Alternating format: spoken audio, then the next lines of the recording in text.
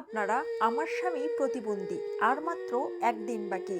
শুভেন্দুবাবুকেও ভোটও দিয়েছিলাম, কিন্তু আজ আমাদেরই মুখে লাথি মারলো, আমাদের রেজেকে লাথি মারলো শুভেন্দুবাবু।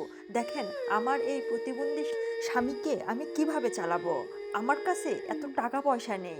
লোন নিয়ে গরু লালন পালন করেছি, সারা বছর লোনের উপর গরু লালন পালন করে আজ এত দূর এসেছি। ভেবেছিলাম কুরবানি ঈদে ন্যায্য দামে গরুগুলো বাজারে বিক্রি করতে পারবো। মুসলিমরা তো গরুই কিনছে না, তাহলে আমাদের কি হবে বলেন? আমাদের তো পেটে ভাত জুটবে না। কিন্তু 14 বছর এই গরুগুলো কিভাবে লালন পালন করব? শুভেন্দুবাবু পারত।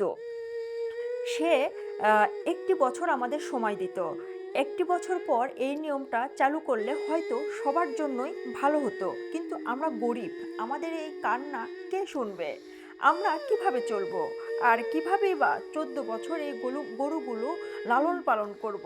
আমাদের মরা ছাড়া আর কোনো উপায় নেই। ভোটটা কিন্তু শুভেন্দুবাবুকে দিয়েছিলাম, কিন্তু আমাদের এই গরিবের কান্না শুভেন্দুবাবু শুনছে না। সে নিজের থেকেই যেটা ভালো মনে করছে সেটাই করছে। শুভেন্দুবাবু আমাদের কেন ক্ষতি করছে? সে তো আমাদেরই, সে তো দেশের ভালোর জন্য মুখ্যমন্ত্রী হয়েছে। সে নাকি জনগণের সাহায্য করবে, সে নাকি জনগণের পাশে দাঁড়াবে। এটা কেমন বিচার? দেখুন আপনারা, শুভেন্দুবাবু সে কিন্তু নিজেই 3 প্লেট গরুর মাংস খেয়ে ফেলে দিয়েছে, আবার বাড়ির জন্য টিফিন বাটি করে মাংস নিয়েও চলে গেছে। তাহলে আমরা কি অপরাধ করেছিলাম? আমরা আজ পথে বসে যাব। 14 বছর তো আমরা এই গরু লালন পালন করতে পারবো না।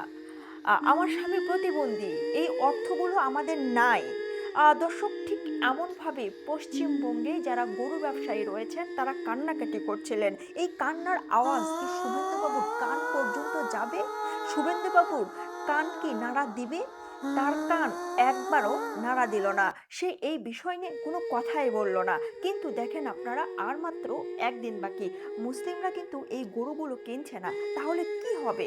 দর্শক, তারা কিন্তু মুসলিমদের ক্ষতি করতে গিয়ে তারা কিন্তু দেখা যাচ্ছে ছাগল কুরবানি দিচ্ছে, বা অনেক পশু আছে যেগুলো তারা কুরবানি দিচ্ছে।